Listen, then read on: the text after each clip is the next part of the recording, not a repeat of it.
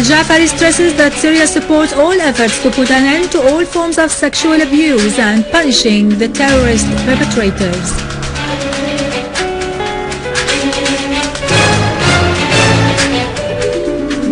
Iran warns against any foreign intervention in Syria, pointing out that this could lead to an explosion in the Middle East.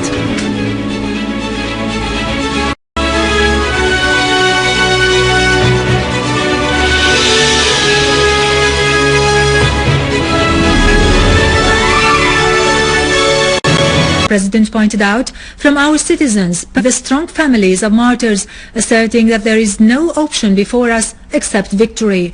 President al-Assad said, "What is happening in Syria is war in every sense of the word, and the priority for the government is the humanitarian situation." In reply to a question, President al-Assad said, Erdogan has failed in what is called the zero-problem policy that has turned into a zero policy, zero credibility, and zero ethics. On the terrorists in Syria, the President said, thousands of armed men and terrorists with their weapons and ammunition come into the country from Jordan. On the so-called opposition, the President affirmed that the opposition cannot be patriotic unless it is settled inside the homeland.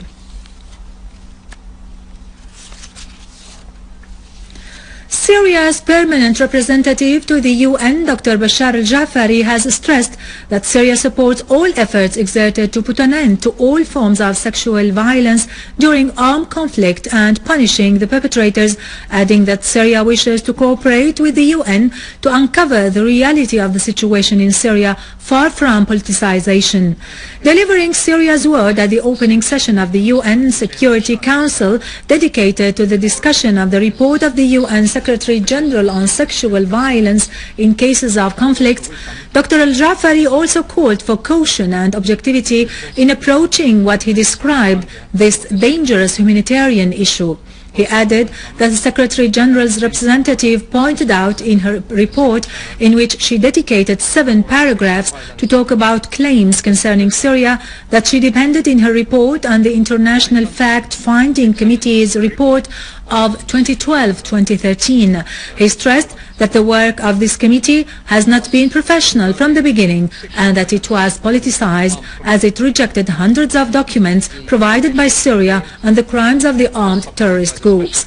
Al-Jafari noted that the committee, which has so far not visited Syria, depended on unofficial reports prepared by opposition sides and enemy information sources. Dr. Al-Jafari pointed out that the Secretary General's representative ignored her statement issued on February 15, 2013 under the title "Syria, Release Kidnapped Women and Children and Protect Them from Sexual Violence," in which she documented kidnapping a bus with at least 40 civilians, most of them women and children, by the armed terrorist groups southwest of Syria.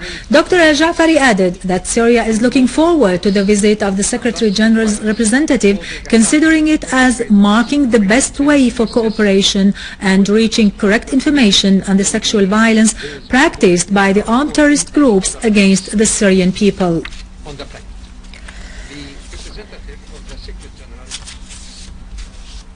For his part, Russia's UN Permanent Representative Vitaly Churkin stressed that the report presented by the UN Special Representative on Sexual Abuse before the Security Council ignores the crimes committed by the armed terrorist groups in Syria, despite many assertions which have indicated otherwise. Churkin called on the UN Committee to maintain objectivity and rely on credible and verifiable information.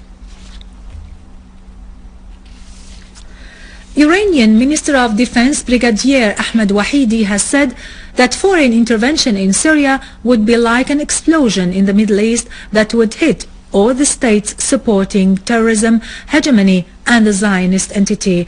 In a statement to the press today, at the conclusion of the military parade ceremony held on the occasion of the Iranian Army Day, Wahidi referred to those sides that support terrorism, saying, "We believe they are too rational to interfere militarily, although they send terrorist groups in an unofficial way."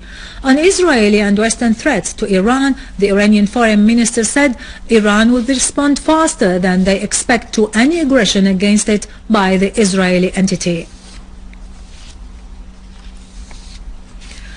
Jordanian government affirmed the necessity of finding a political solution to the crisis in Syria. The spokesman of the Jordanian government, the Minister of State for Media, Political and Parliamentary Affairs, Mohammed al-Momani, declared that the Jordanian government is studying the political and security repercussions of the Syrian crisis. The minister also declared that sending new American forces to Jordan was within the usual cooperation between the Jordanian armed forces and the American forces, pointing out that the ongoing communication discusses sending 200 American soldiers according to the cooperation and coordination, while Washington has affirmed that sending 200 soldiers was related to the situation in Syria.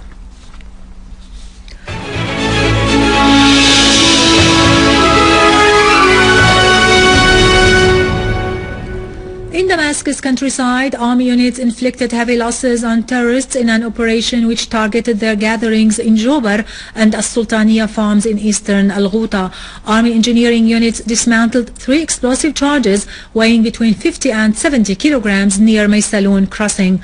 Our army units killed a number of terrorists who were attacking public properties in Jobar and killed dozens of them.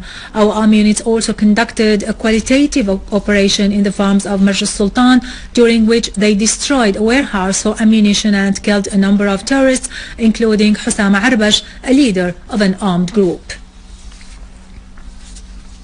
An official source confirmed today that the army units fully controlled Abel town in Homs countryside. Units of our armed forces inflicted painful blows upon tourist gatherings, inflicting heavy losses upon them in Homs governorate and its countryside.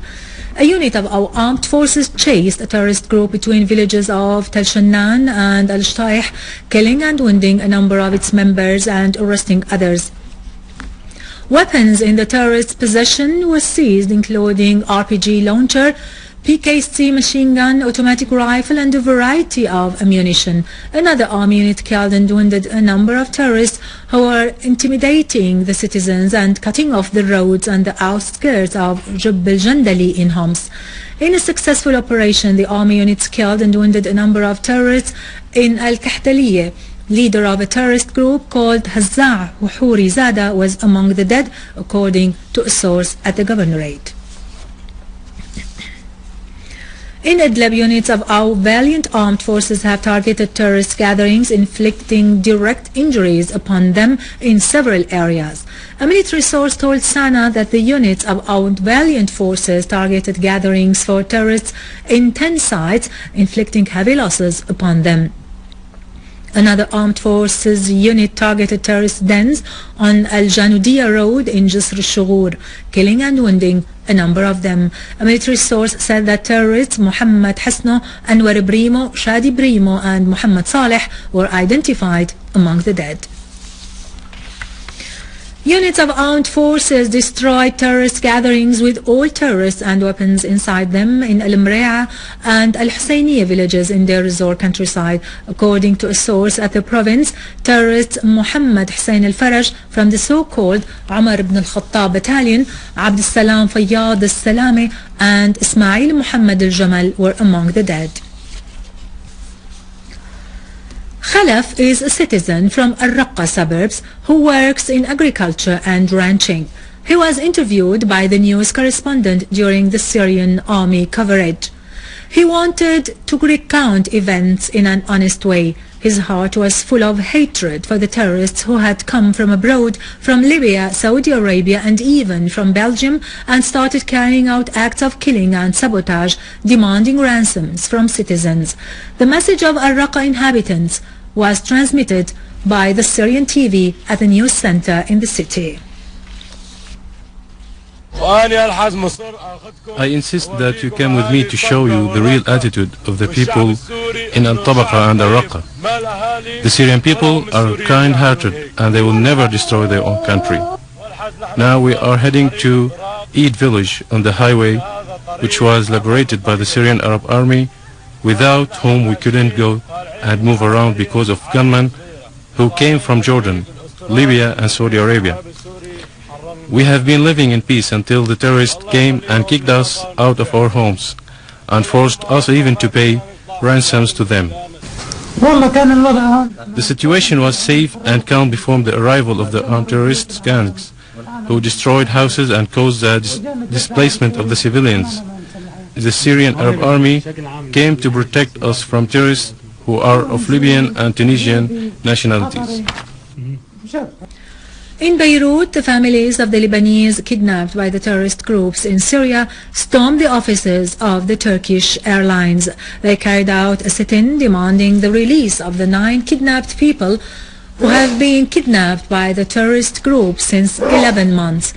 They also prevented the Turkish and Lebanese employees from entering the Turkish Airlines offices, threatening them by escalating their sit-in. Meanwhile, the families carried out 2 days ago a sit-in in front of the Turkish embassy in Beirut, and last Sunday they stormed Beirut port, preventing the employees from getting the merchandises from Turkish trucks and demanding the Turkish goods province. With this we end our news for today. Thank you for watching. For more details about Syria and the region and to view this bulletin again, you can always visit our website in English, syriaonline.sy. Now to latest business and market news with Vani Gunjian after a short break.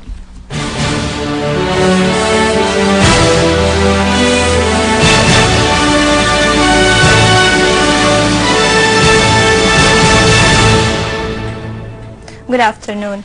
The Minister of Agriculture stressed the importance of cotton cultivation for this season. Moreover, the Minister said that 1,200 hectares of cotton have been cultivated in Al-Raqqa Governorate. The Minister also pointed out that the rainy seasons during the past 3 years improved the water level, which in turn helps to cultivate the summer crops, especially the cotton. On the other hand, the Ministry aims at cultivating about 190,000 hectares of cotton.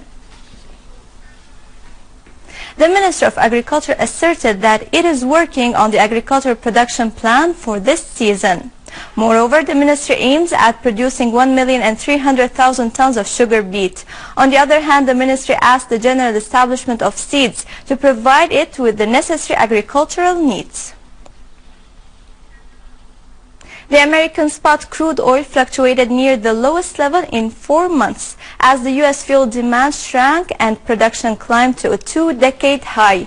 Futures were little changed after dropping as much as 1.2% in New York.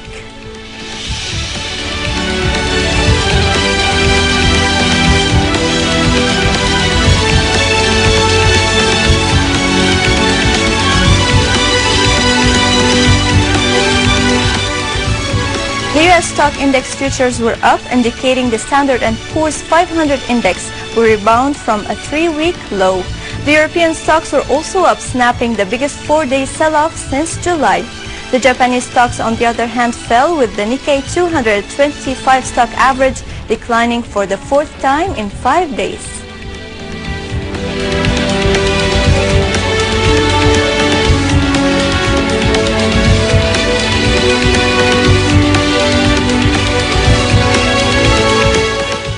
Gold gained for a 3rd day in London as prices reached near the lowest in more than 2 years. Immediate delivery gold climbed 0.8% in London as gold for June delivery added 0.4%. Futures trading volume was more than double the average of the past 100 days.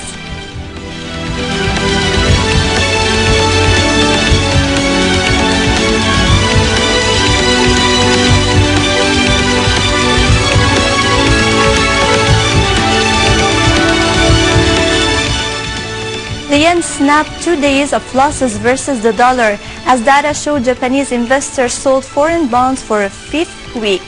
The dollar fell from a 1-week high against the euro before U.S. reports that economists said will signal the recovery weren't strong enough for the Federal Reserve to start exiting its unprecedented stimulus.